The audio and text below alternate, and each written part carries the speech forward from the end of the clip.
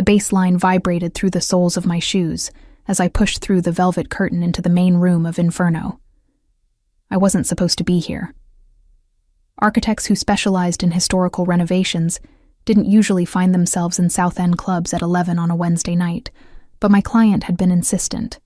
Mr. Chen wanted his new restaurant to have that Moretti vibe, and apparently the only way to understand it was to experience Dante Moretti's flagship establishment firsthand. I'd heard the name whispered in the same breath as warnings. Moretti.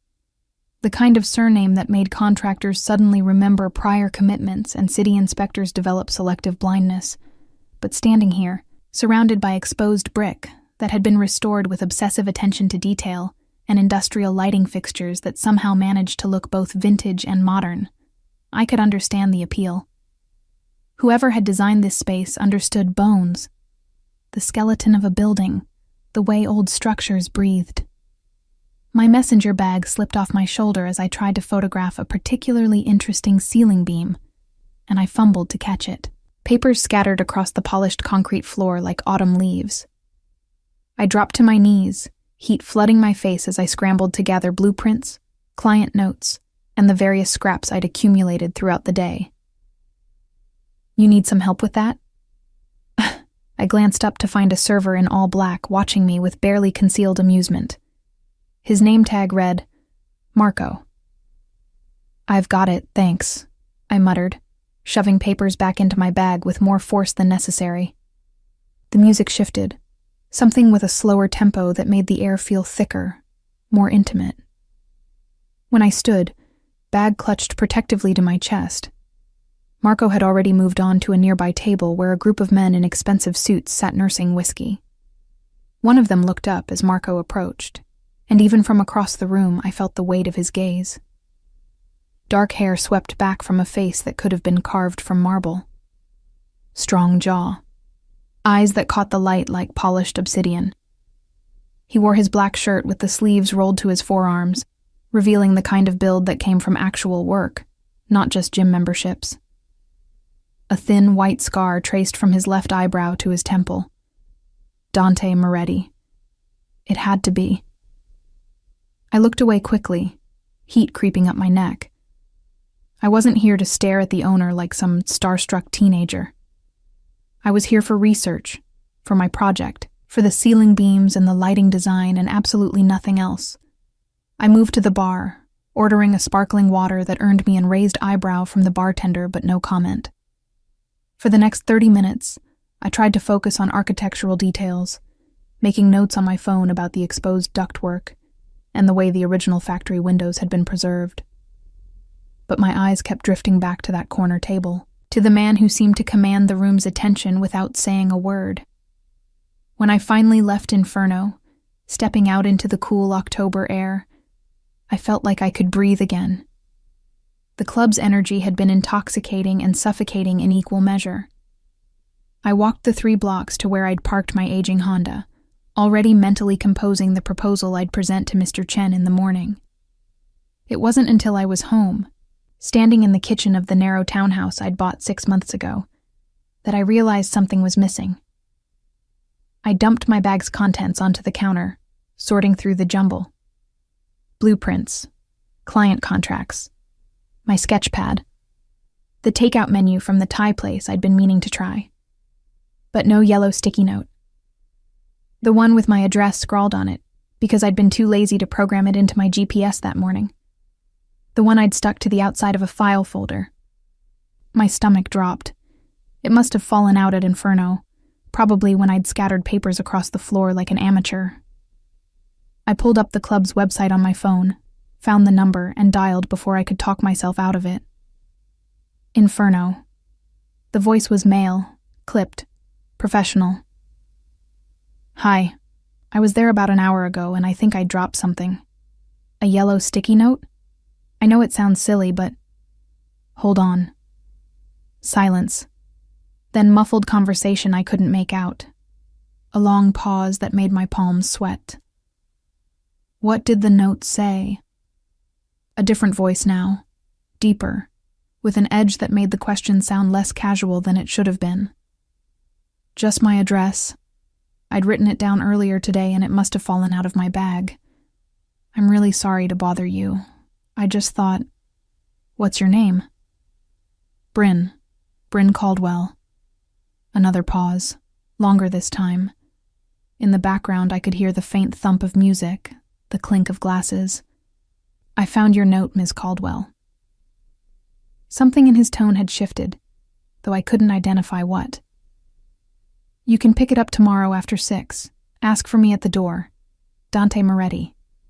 The line went dead before I could respond. I stood in my kitchen, phone pressed to my ear, listening to the dial tone and trying to understand why my hands were shaking. It was just a sticky note, just an address. Nothing worth the intensity I'd heard in his voice, nothing worth the way he'd asked my name like it mattered. I looked around my kitchen, at the exposed brick I'd painstakingly cleaned myself, at the original crown molding I'd restored. This house had been a steal, way below market value even for the neighborhood. The realtor had been almost too eager to close the deal, had barely blinked when I'd offered $10,000 under asking. I'd thought I was lucky. Now, standing alone in the silence, I wondered what I'd bought. Outside, rain began to fall, tapping against the windows like fingers asking to be let in. I walked through the first floor, checking locks I'd checked an hour ago, peering out windows at the empty street. Hanover Street. A quiet block in a neighborhood that was gentrifying but still rough around the edges. The kind of place where you kept your head down and minded your business. The previous owner had died, the realtor had told me. Estate sale, everything as is. I'd been so excited about the bones of the house, the Victorian details that had survived decades of neglect, that I hadn't asked questions. Hadn't wondered why someone would leave a place like this to languish. My phone buzzed with a text from my best friend Rachel. How was the mobster bar? Get any good design ideas or just good gossip? I typed back, just design stuff. Nothing exciting. The lie felt necessary, though I couldn't have explained why. I set my phone down and went upstairs to bed, trying to ignore the way shadows seemed to move in the corners of my vision, trying not to think about the note with my address now in the hands of a man whose last name carried weight like a threat. Sleep came eventually, fitful and full of dreams I couldn't quite remember when I woke. But the unease remained, settling into my bones like the old house settling on its foundation. Creaking, shifting, preparing for something to give way. The next day passed in a blur of client meetings and site visits. I measured doorways in a brownstone that needed ADA compliance updates. I argued with a contractor about load-bearing walls. I ate lunch standing up in my office, a converted bedroom in my house where blueprints covered every surface. By 5:30, I'd almost convinced myself not to go back to Inferno. The note didn't matter. It was just an address, easily available through public records. I could let it go. But curiosity gnawed at me. And something else, the memory of that pause on the phone, the way Dante Moretti had said my name like he was testing the shape of it.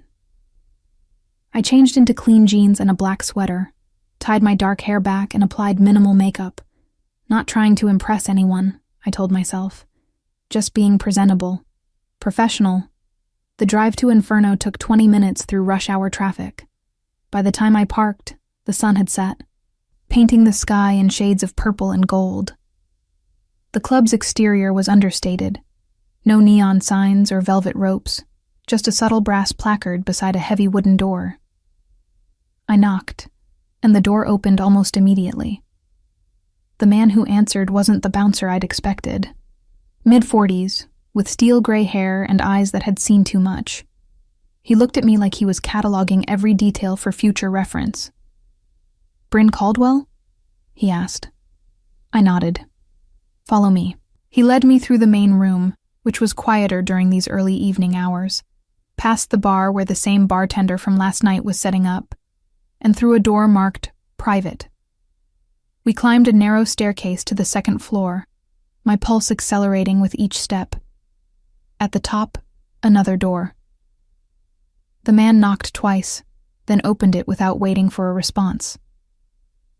"Ms. Caldwell, sir." "Thank you, Cormac." The office was nothing like I'd expected. Books lined one wall, actual books with worn spines that looked red rather than decorative. A massive desk dominated the space, its surface cluttered with papers, a laptop, an espresso cup. The window behind it offered a view of the street below, where evening foot traffic was picking up. And behind the desk, watching me with those obsidian eyes, sat Dante Moretti. He stood as I entered, and I was struck again by his presence, the way he seemed to take up more space than his physical form should occupy. He was taller than I'd realized last night, maybe 6'2", with a lean strength that suggested violence held in careful check. "Ms. Caldwell." He gestured to a leather chair across from his desk. "Please sit." I sat, not because I wanted to, but because my legs had gone unreliable. He settled back into his own chair with fluid grace, and for a long moment, we simply looked at each other. "Your note," he said finally, sliding a yellow sticky note across the desk. I reached for it, recognizing my own hasty scrawl, 47 Hanover Street, number 2. "Thank you," I managed. "I appreciate you taking the time. How long have you lived there?" The question cut through my polite dismissal, sharp and unexpected. "I'm sorry?"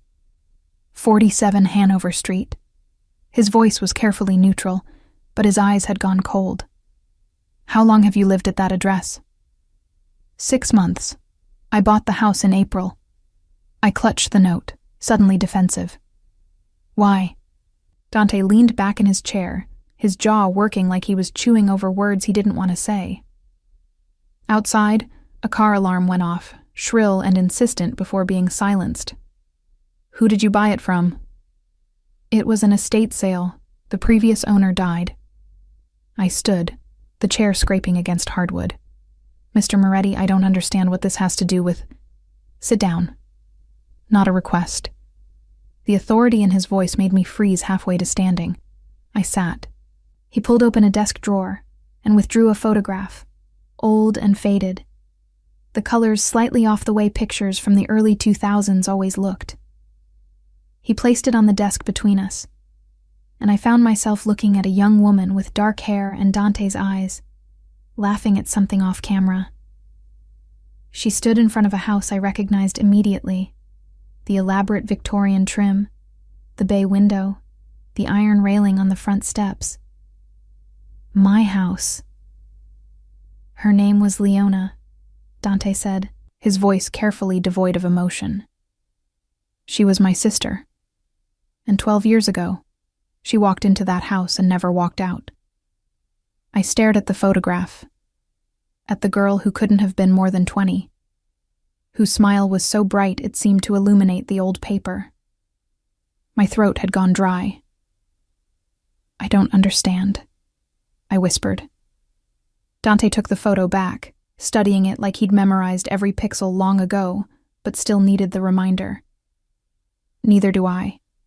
Not completely." He looked up at me, and I saw something beneath the careful control.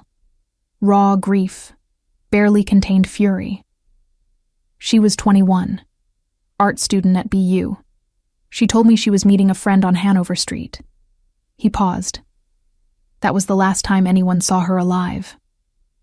The room felt too small suddenly, the air too thick. The police filed a missing persons report, investigated for 6 months before the case went cold. His jaw tightened. Leona disappeared on October 14th, 2012. The man who owned your house at the time was named Vincent Taglia. He had connections to the Russo family, rivals of mine, even back then.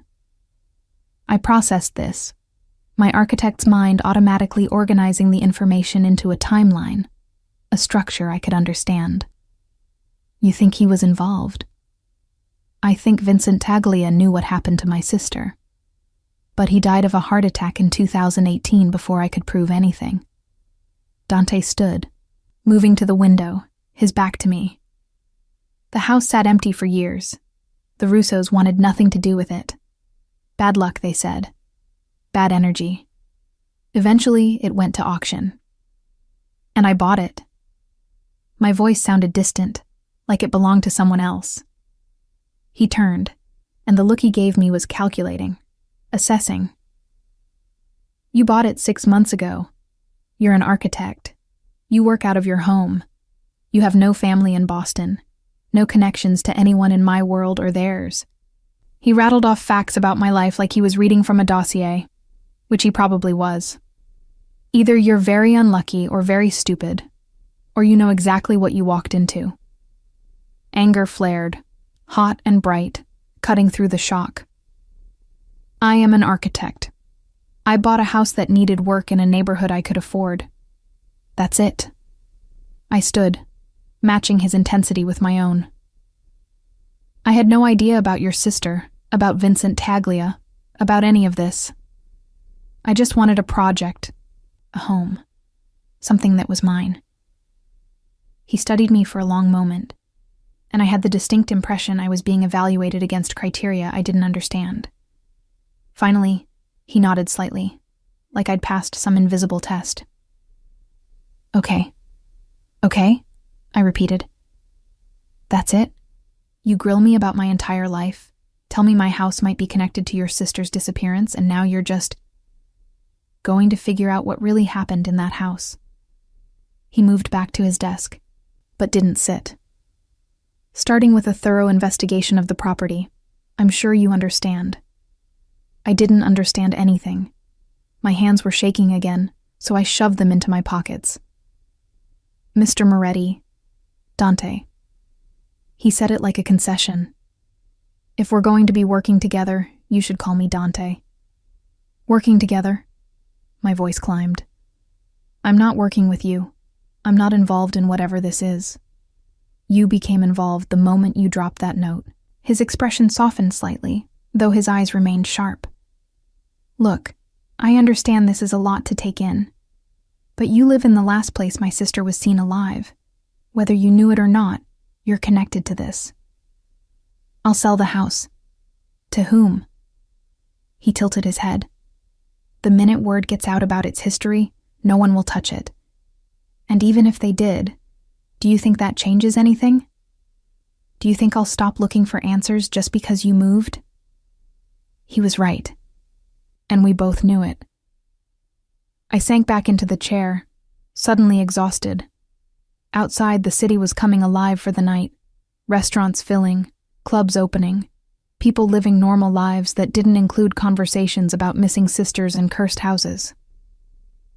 What do you want from me? I asked finally. Permission to search your house. Thoroughly. He sat down across from me again, and his voice gentled. I've spent 12 years looking for my sister Bryn. 12 years wondering what happened, knowing in my gut that Taglia knew something. Now I have a chance to find answers. I'm not going to walk away from that. I thought about my house, about the 6 months I'd spent stripping wallpaper and sanding floors, about the way I'd come to love its quirks and imperfections, about what it would mean to let this man, this dangerous man, into my home, into my life. If I say no, then I'll respect your decision. He held my gaze. But I'll also wonder for the rest of my life if the answers I needed were buried in those walls, just out of reach. And you'll wonder too. He was manipulating me. I knew that, but he wasn't wrong. When would you want to start? Relief flickered across his features, quickly controlled. Tomorrow. I'll bring Cormac. You met him downstairs, and a couple of others. We'll be professional, careful with your things. I have a site inspection at 9. We'll start at 10. I nodded slowly, still not quite believing I was agreeing to this. Fine. But Mr. Moretti, Dante, if I feel unsafe at any point, if anything feels wrong, I want you gone. Fair enough. He stood, extending his hand across the desk. Thank you, Bryn. His grip was firm, warm, and lasted a fraction longer than necessary. When he released my hand, I felt the absence like a chill. Cormac materialized to escort me out, Appearing so suddenly, I wondered if he'd been listening outside the door. As we descended the stairs, I could hear the club filling up, voices and laughter mixing with the throb of music. "He's not a bad man," Cormac said suddenly, as we reached the main floor. "Whatever you've heard about him, whatever you think you know, Leona's disappearance changed him. Before that, he was different, lighter, after." He trailed off, opening the door to the street. "Just keep that in mind." I stepped out into the cool night air, Cormac's words echoing in my head. The drive home took longer than it should have, my mind spinning with everything I'd learned. When I finally pulled up to my house, I sat in the car for a long moment, studying the Victorian facade I'd fallen in love with. Now, in the streetlight's yellow glow, it looked different. Watchful, like it had been keeping secrets long before I arrived. I checked my phone and found 3 texts from Rachel demanding details about my mysterious errand. I typed back, "Long story. Call you tomorrow?" Her response came immediately. "You better, and I want all the tea." Inside, the house felt the same as always. The creak of the 3rd stair, the draft from the window in the kitchen I kept meaning to seal, the way the radiators clanked to life as the heat kicked on.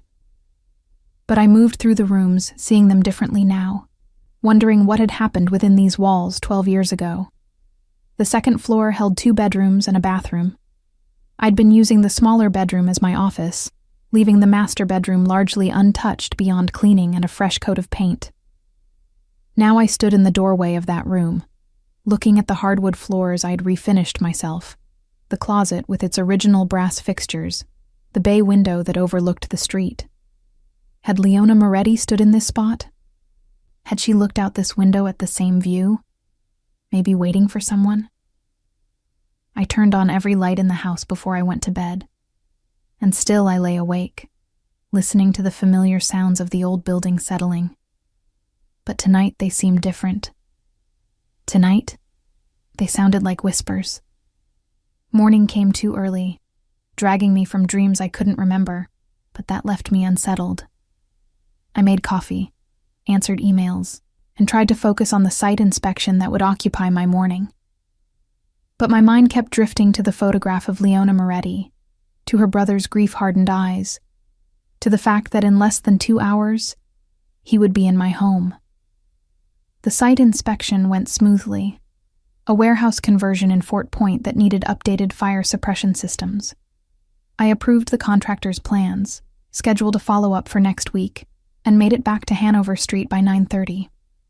Dante arrived at exactly 10, bringing Cormac and 2 other men I didn't recognize. One was young, maybe 25, with nervous energy and careful eyes. The other was older, heavy-set, with the build of someone who'd spent years doing physical labor. "This is Julian," Dante indicated the younger man. "And Frank. They'll be helping with the search. Everyone here has been briefed on treating your property with respect." I nodded, stepping aside to let them in. They moved through my home with practiced efficiency, noting structural features, examining walls, checking floorboards. Dante walked slowly, his gaze taking in every detail. "You've done good work here," he said, running his hand along the restored crown molding in the living room. "Original details?" "As much as I could preserve. Some things were too damaged, but most of it cleaned up well." I wrapped my arms around myself, suddenly self-conscious about having these men in my space. "The kitchen's completely gutted and rebuilt. It was a disaster when I bought the place." He nodded, moved to the window. Leona loved old houses. She was always dragging me to open houses, showing me Victorian trim and original fireplaces. A ghost of a smile crossed his face. "She would have loved what you've done here." The compliment felt heavy with meaning I didn't want to examine. "Thank you." For the next 3 hours, I tried to work in my office while the sounds of their search echoed through the house. Cormac was systematic and quiet. Frank moved furniture carefully, inspecting behind and beneath. Julian took measurements, making notes on a tablet. And Dante supervised it all, his presence somehow both commanding and unobtrusive. At noon, I went downstairs to find them in the basement, the one area I'd left mostly untouched. The space was raw brick and concrete, with an old furnace in one corner and wooden storage shelves along the walls. Dante was examining the mortar between bricks, his expression intent. "Anything?" I asked. "Maybe." He indicated a section of wall near the furnace. "This mortar's different. Newer, like someone patched it within the last decade or so." Frank moved closer, pulling out a small tool I recognized as a masonry probe. He tested the mortar carefully, frowning. "Definitely different consistency. Want me to open it up?" Dante looked at me, and I saw the question in his eyes. This was my house, my wall, but the answer might be behind that brick. "Do it," I said. What they found changed everything. Frank worked with surprising delicacy for a man his size, chipping away at the newer mortar with a thin chisel. Dust filled the air, making me pull my shirt up over my nose as I watched from the stairs. Cormac had retrieved a portable work light, and in its harsh glare, the basement looked less like a potential storage space and more like a crime scene waiting to be discovered. "Got something," Frank said quietly. The brick he'd been working on came free, and behind it was darkness. He reached in carefully, withdrew his hand, then looked at Dante with an expression I couldn't read. Dante moved forward, pulling a small flashlight from his pocket. He shone it into the cavity, and even from where I stood, I could see his entire body go rigid. "Jesus Christ," Julian whispered. "What?" I came down the stairs despite the part of my brain screaming at me to stay back, to not see whatever they'd found. "What is it?" Dante reached into the space, pulling out a plastic bag wrapped tightly around something rectangular. He carried it to the makeshift table Frank had set up, an old door balanced on sawhorses, and carefully opened the bag. Documents. Dozens of them, yellowed with age but still legible. Photographs. A small notebook with a leather cover. "Don't touch anything else," Dante instructed Frank, his voice tight. "There might be more." I moved closer to the table, my heart hammering. The photographs showed men I didn't recognize, some in what looked like restaurant settings, others in private spaces, offices, warehouses. One shot captured a handshake between two men, both in expensive suits, both looking around nervously like they knew they shouldn't be photographed. Dante picked up the notebook with careful hands, flipping through pages covered in dense, slanted handwriting. His jaw worked as he read, a muscle ticking beneath his skin. "What is this?" I asked. "Who wrote this?" "Vincent Taglia." Dante's voice was flat, controlled, but I could hear the fury underneath. "It's a ledger. Transactions.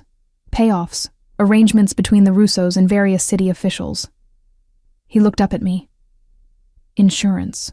He was documenting everything in case he needed leverage. But why hide it in the walls?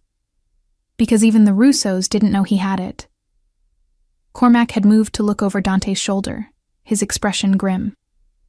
If they'd known Vincent kept records like this, they would have killed him long before a heart attack could. I wrapped my arms around myself, suddenly cold despite the stuffiness of the basement. So this is what he was protecting. This is why he... I couldn't finish the sentence. Why he might have killed a 21-year-old art student who stumbled onto his secret. Dante set the notebook down carefully, then looked directly at me. "I need to know everything about when you bought this house. Every conversation with the realtor. Every piece of paperwork. Every detail about the estate sale." It was straightforward, or I thought it was. I tried to remember specifics, but it had been 6 months ago, and I'd been so excited about the property that I hadn't asked many questions. The realtor said the previous owner died without a will, no family. The house went through probate and ended up at auction. I bid, I won. I closed 3 weeks later. Who was the realtor? Jennifer Park. She works for Northeast Properties. Dante pulled out his phone, typed something, then handed it to Julian. Find out everything about Jennifer Park and that transaction. Who else bid on the house? Who handled the probate? All of it. Julian nodded and disappeared up the stairs, already making calls. Frank, Dante continued, keep searching. If there's one cache, there might be others. On it, boss. Dante turned to me. You should probably go upstairs. This might take a while. I should have. I should have gone back to my office, buried myself in work, pretended this wasn't happening. But I couldn't move. I stood there staring at the documents that might hold answers about what happened to Leona Moretti, about why a young woman disappeared, about the history of violence that had seeped into the walls I now called home.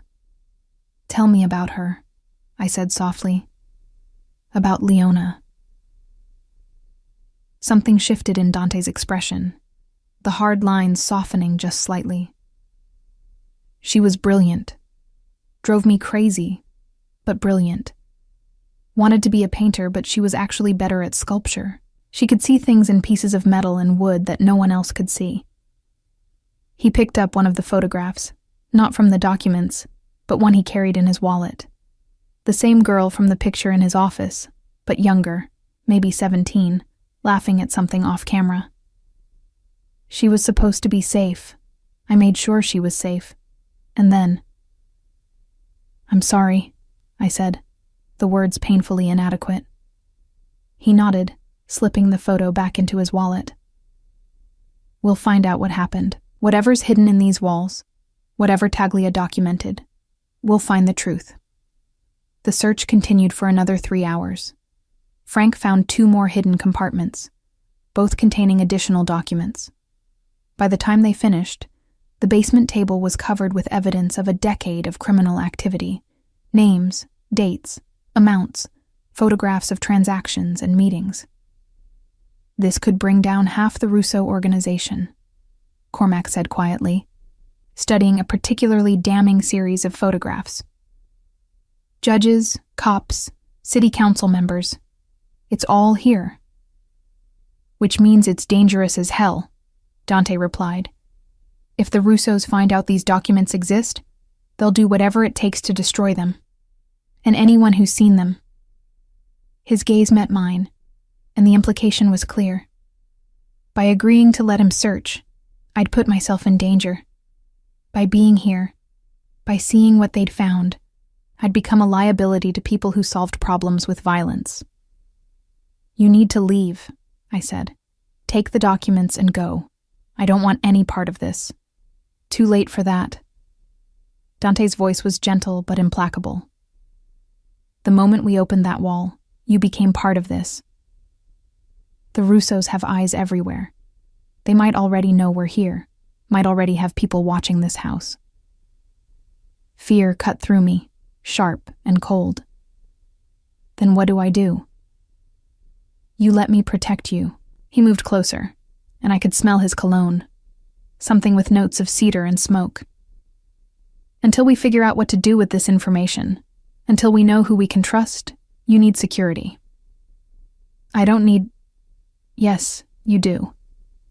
His tone left no room for argument. Cormac will stay here tonight. Tomorrow we'll move you somewhere safer while we determine our next steps. This is my home, I protested, but the words sounded weak even to my ears, and someone might have killed my sister in it. The raw pain in his voice stopped my objections cold.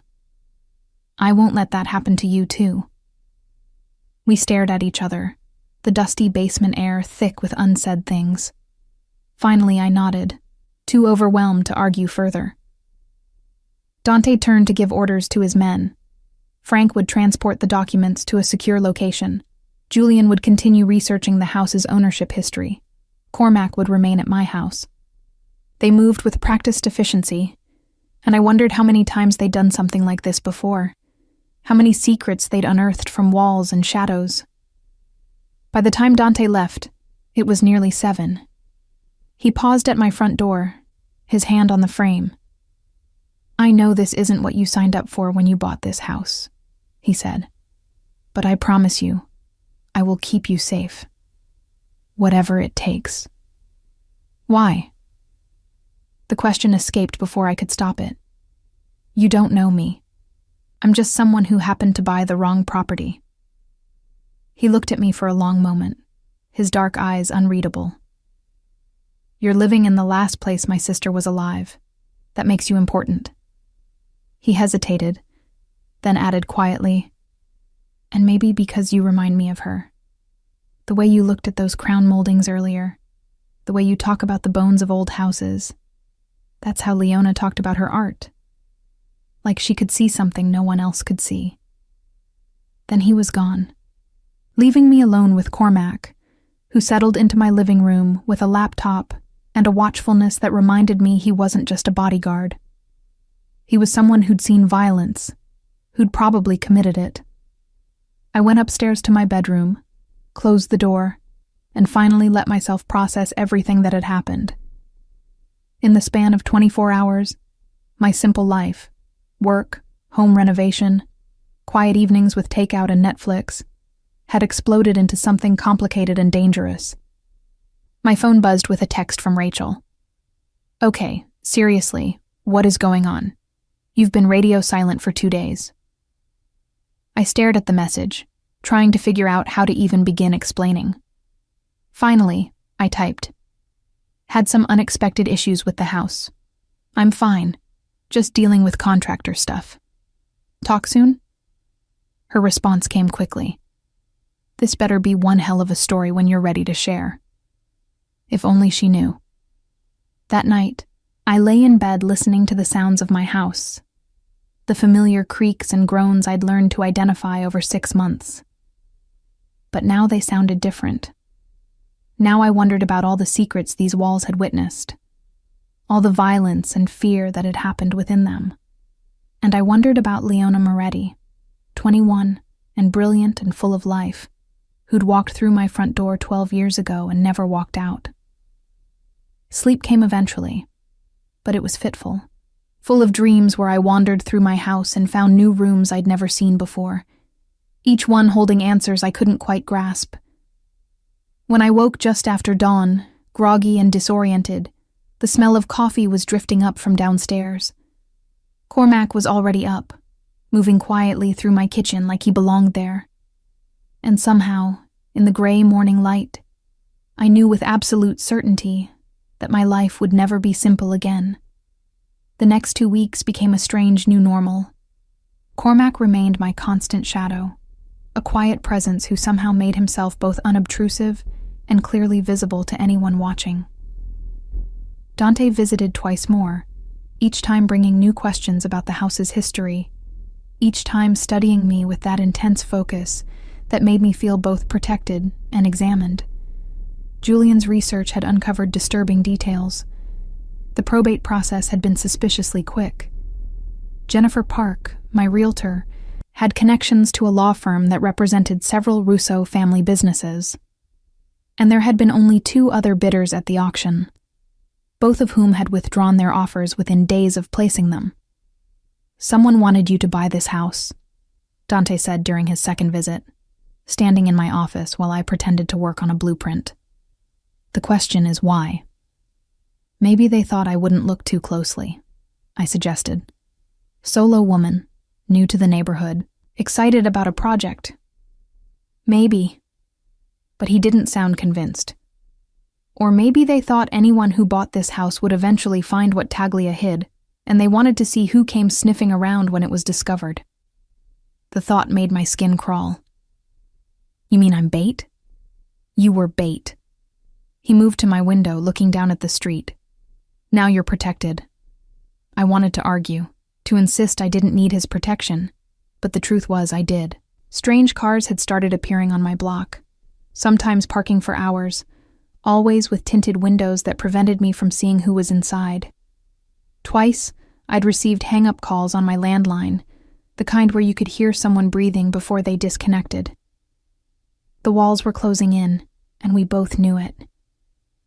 "Tell me about the documents," I said, setting down my pencil. "What exactly did Taglia record?" Dante was quiet for a moment, clearly weighing what to tell me. Finally, he turned from the window. "Everything. Bribes to city officials for building permits and zoning changes. Protection payments from businesses.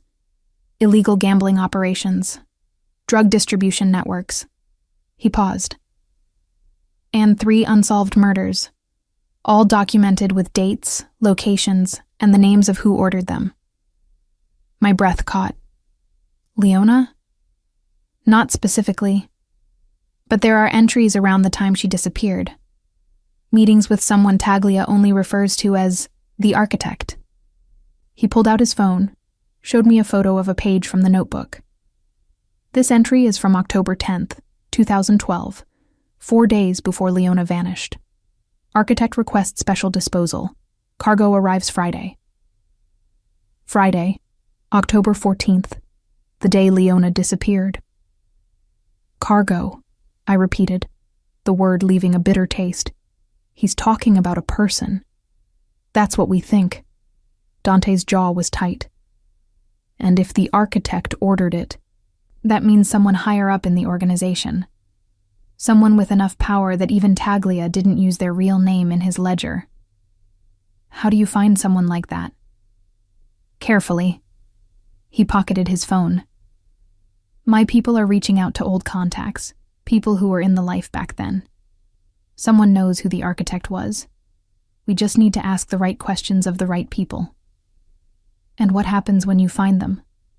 His eyes went cold, and I saw the dangerous man beneath the controlled exterior. "Justice, one way or another." I looked away, uncomfortable with the implications. "What about going to the police? These documents are evidence of crimes." "Half the names in that ledger are cops and judges," Dante interrupted. "We don't know who's clean and who's dirty. Turning over the documents to the wrong person could get them destroyed and us killed. So what's your plan?" He studied me, and I had the sense he was deciding how much to trust me with.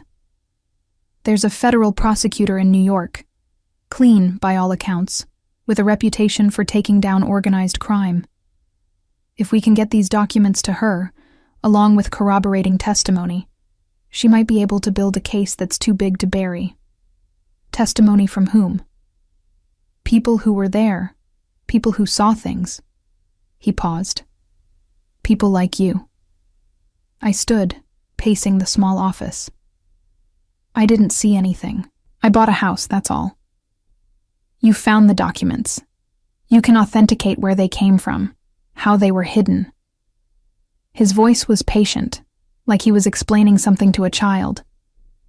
"In a case like this, every piece of evidence needs a chain of custody.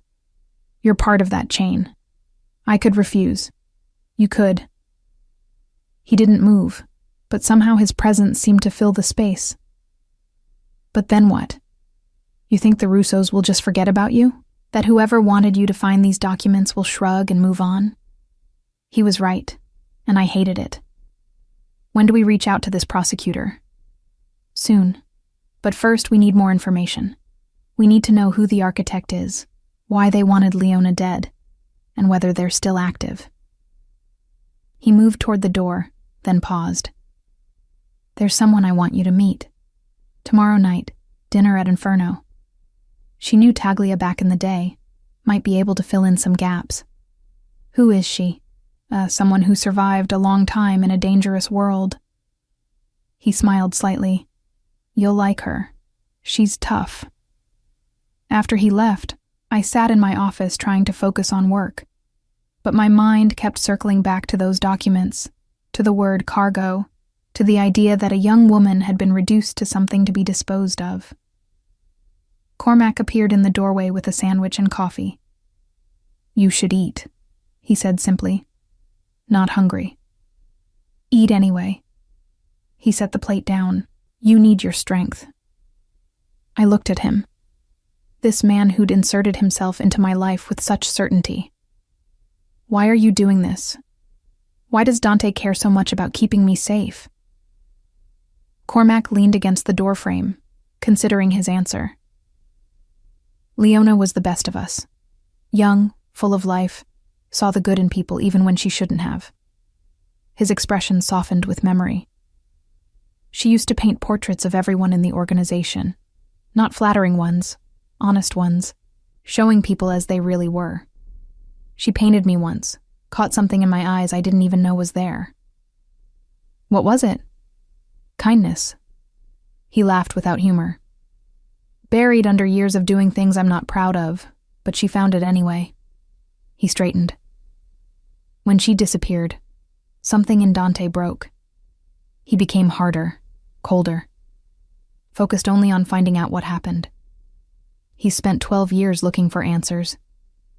Now that he's close, he's not going to let anyone else get hurt along the way. Even a stranger who bought the wrong house. Especially a stranger who bought the wrong house. Cormac's gaze was direct. You're innocent in all this, Bryn. That matters to him. Maybe more than you realize. He left me with that cryptic statement and my cooling sandwich. I forced myself to eat, then spent the rest of the afternoon trying to focus on the brownstone project that was supposed to break ground next month. But my mind kept wandering to tomorrow's dinner, to the mystery woman who might have answers, to the slow unraveling of secrets that had been buried for more than a decade. That evening, Rachel called. "Okay, I'm officially worried," she said without preamble. "You've been ghosting me for 2 weeks. What's going on?" I looked at Cormac, who was reading in my living room, then stepped out onto my small back patio where I could speak privately. It's complicated, Rach. House stuff that turned into more than house stuff. Are you in trouble? Do you need help? I'm not in trouble, I lied. Just dealing with some unexpected issues. I promise I'll explain everything soon. She was quiet for a moment. You'd tell me if you were in danger, right? The question made my throat tight. Right. After we hung up, I stood in the cooling October air, watching shadows lengthen across my small yard. Somewhere in this city, someone was watching, waiting to see what I do with the information hidden in my walls. And somewhere, maybe, the person who'd ordered Leona Moretti's death was going about their life, confident that their secrets would remain buried. But secrets had a way of surfacing, especially when someone like Dante Moretti refused to let them stay hidden. Inferno looked different on a Tuesday evening. Less crowded, more intimate, with low lighting that cast everything in shades of amber and shadow. Dante met me at the door, nodding to Cormac who'd driven me, then guiding me through the main room to a private alcove in the back. A woman sat alone at the table, nursing a glass of wine. She looked to be in her early 60s, with silver-streaked dark hair pulled back in an elegant chignon, and sharp eyes that missed nothing. She wore a simple black dress that probably cost more than my monthly mortgage, and her posture suggested both grace and wariness. Isolde, Dante said. This is Bryn Caldwell. The woman extended her hand, her grip firm and appraising. The architect who bought Vincent's house. I've been hearing about you. We sat, and Dante ordered wine for me, whiskey for himself. Isolde waited until the server had disappeared before speaking again. Dante tells me you found Vincent's insurance policy. Her voice carried a faint European accent I couldn't place. German, maybe, or Austrian. That must have been quite a shock. That's one way to put it. I sipped the wine, grateful for something to do with my hands. He also said you knew Taglia. I knew everyone back then. A slight smile curved her lips. I was the person you called when you needed information. Who was sleeping with whom? Who was skimming profits? Who was planning to turn informant? I made it my business to know things. And you worked for the Russos? I worked for myself, she corrected. I provided information to whoever paid the best, including, occasionally, Vincent Taglia. Dante leaned forward. Tell her about the architect. Isolde's expression grew serious. The architect wasn't a person. It was a title, given to whoever was orchestrating the Russo family's expansion into legitimate businesses. Real estate development, construction contracts, city planning, all funneling dirty money into clean projects. Understanding dawned. And Leona found out about it. That's why she was killed. That's my theory. Isolde swirled her wine. Vincent was sloppy, kept too many records. I warned him, but he was paranoid, needed insurance. Leona must have seen something. Documents, maybe, or photographs. Something that connected the architect to specific crimes. Who was it? I asked. Who was the architect? Isolde met my gaze directly. That, my dear, is the question everyone wants answered. Because whoever held that position 12 years ago might still be in power, and they've had a dozen years to bury their secrets deeper. A chill ran through me. Then we're looking for someone who's been planning this for years, who knew those documents existed and wanted them found. Maybe. Dante's jaw was tight. Or maybe they thought the documents were destroyed with Talia. Maybe finding them was an unpleasant surprise. Either way, Isolde said, you're in danger. All of you. The moment word spread that those documents surfaced, people started asking questions. Dangerous people. I've noticed, I said dryly, thinking of the cars watching my house. Isolde reached into her bag and withdrew a small flash drive, setting it on the table between us. This contains everything I know about the architect's operations.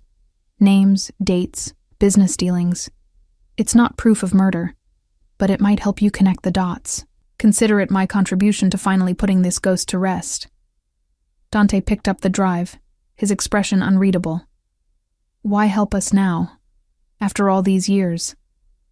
Because Leona Moretti painted my portrait once. Isolde's voice softened. She was just a kid, sitting in my gallery, and she asked if she could paint me. Said I had interesting shadows. I let her, thinking it would be a harmless diversion. She smiled at the memory. She painted me as I was, a woman who'd done terrible things but still had some beauty left. It was the most honest thing anyone had ever given me.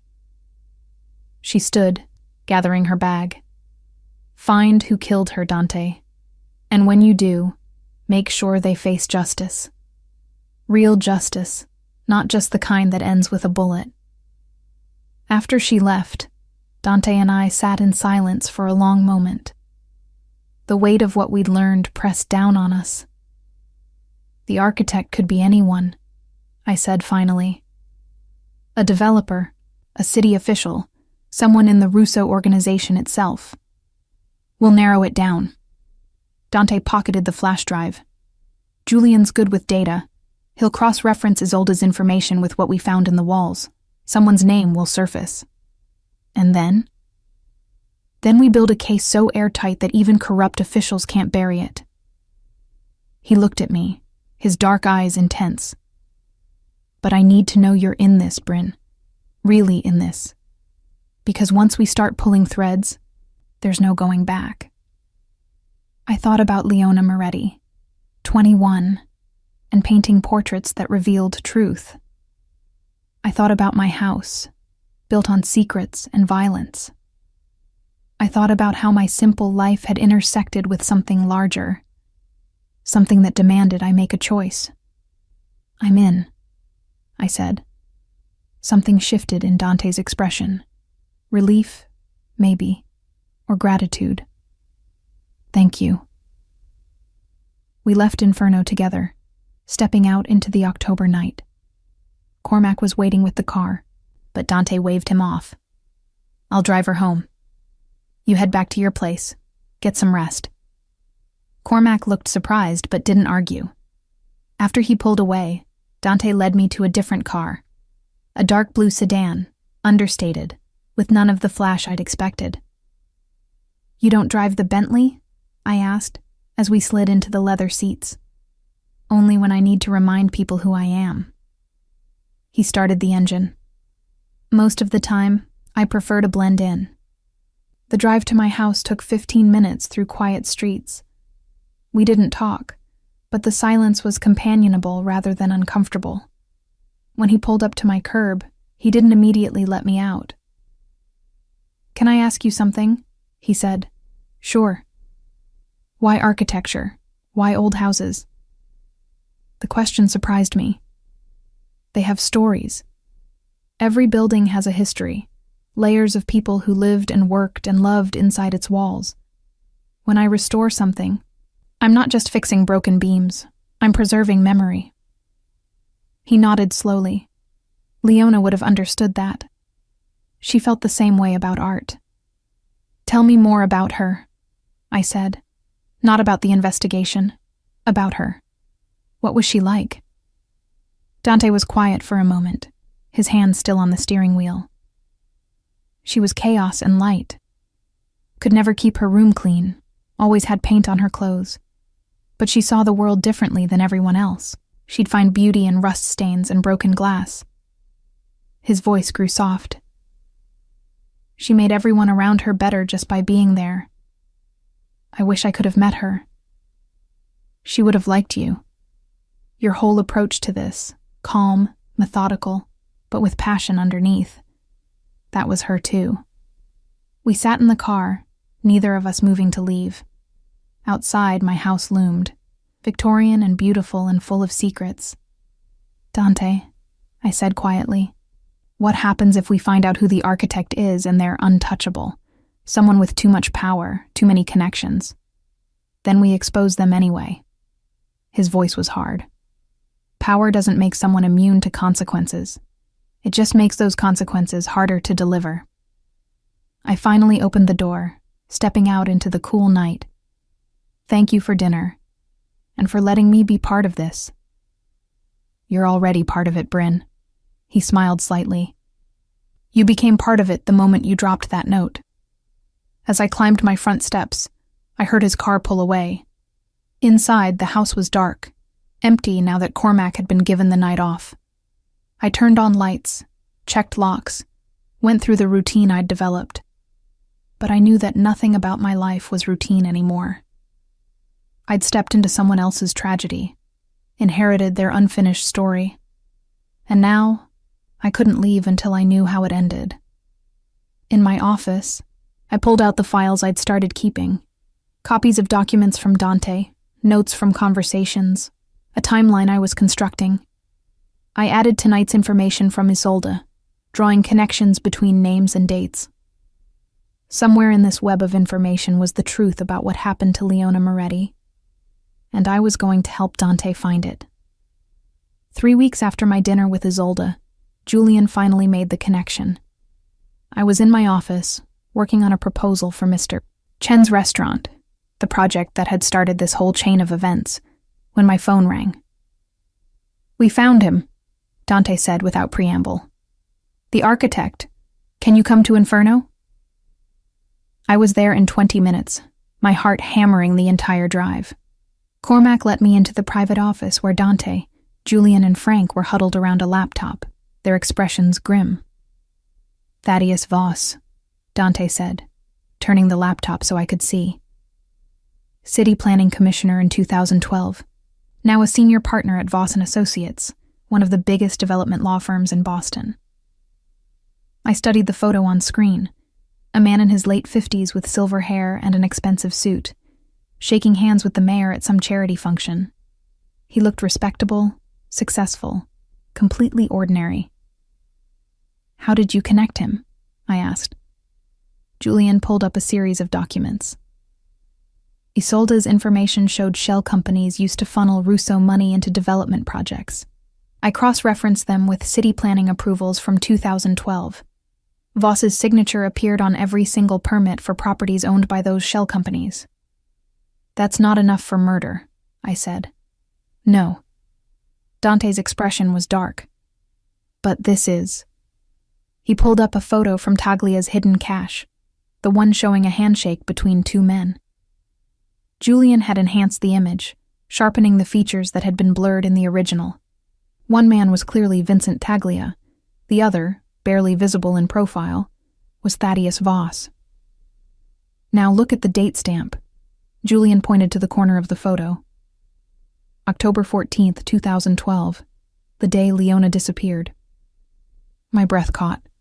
He was there, at my house, meeting with Taglia about something important enough to photograph.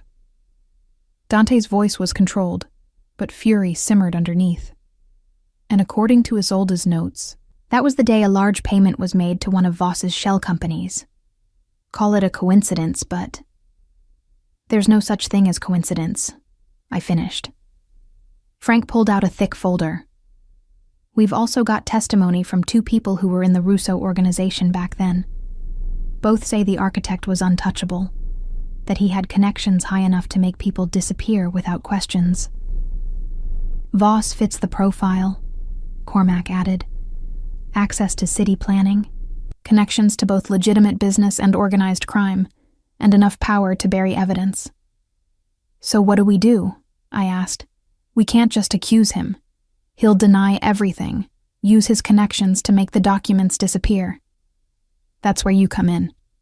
Dante turned to me. I spoke with the federal prosecutor in New York. She's interested, but she needs more than documents and testimony. She needs the physical location where the documents were found, authenticated by the property owner. You want me to testify? I want you to tell the truth about what you found in your house.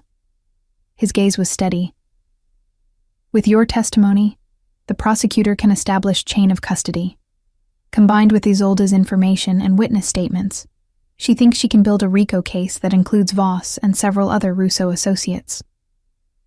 I thought about what that would mean, becoming a federal witness, possibly entering protective custody, having my face and name associated with bringing down a criminal organization. My quiet life as an architect would be over. But I thought about Leona too, about the portrait of Isolde that captured truth, about a young woman who'd seen something she shouldn't have and paid with her life. When? I asked. Relief flooded Dante's features. Next week. The prosecutor wants to meet with all of us, review the evidence, start building the case. Will I be safe? Yes, his voice was absolute. I promise you, Bryn, whatever happens, you'll be protected. The next week passed in a blur of preparations. Dante moved me out of my house to a secure location, a condo in Cambridge owned by one of his legitimate businesses. Federal marshals reviewed my security, took my statement, photographed the hiding places in my basement. The prosecutor, a sharp-eyed woman named Catherine Reyes, asked 1,000 questions and seemed satisfied with my answers. This is good, she told Dante during one meeting. With the documents, the witness testimony, and Ms. Caldwell's authentication, we can move forward with indictments.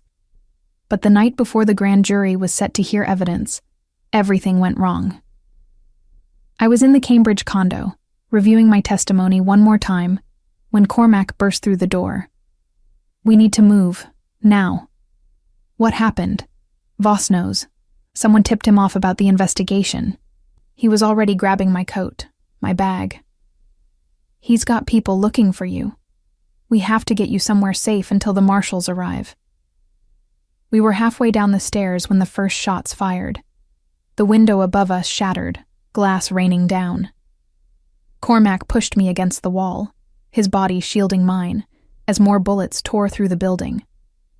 I could hear shouting, footsteps pounding up the stairs below us. Back door, Cormac said. Move. We ran through the condo's service hallway, Cormac ahead of me, gun drawn. At the back exit, a black SUV screeched to a halt. Dante jumped out, along with Frank and 2 men I didn't recognize. Get in, Dante ordered. I dove into the back seat, Cormac right behind me. Dante took the wheel, and we peeled out as more shots rang out behind us, several of them striking the SUV's reinforced panels with dull thuds. Where are we going? I gasped. Inferno. It's the most secure location I have until the marshals can regroup. The drive took 15 minutes of high-speed maneuvering through Cambridge and Back Bay. When we finally pulled into Inferno's private entrance, My hands were shaking so badly I could barely unfasten my seatbelt.